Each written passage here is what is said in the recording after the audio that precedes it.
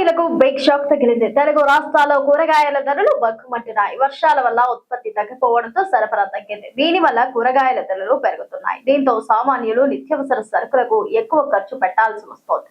Petrol, diesel ధరలు ఇటీవల litre పై 7.50 మేర పెరిగాయి. సామాన్యులకు బిగ్ షాక్ తగిలింది. తెలుగు రాష్ట్రాల్లో కూరగాయల ధరలు బగ్గుమంటున్నాయి. వర్షాల వల్ల ఉత్పత్తి తగ్గిపోవడంతో సరఫరా తగ్గింది.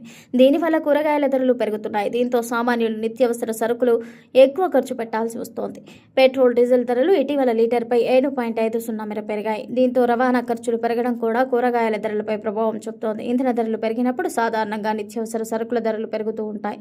ఒకవైపు పెట్రోల్, డీజిల్, వంట గ్యాస్ ధరలు పెరగక కూరగాయల ధరలు కూడా పెరగడంతో సామాన్యులపై భారం పడుతోంది. ప్రస్తుతం తెలుగు రాష్ట్రాల్లో కూరగాయల ధరలు ఎలా ఉన్నాయో తెలుసుకుందాం.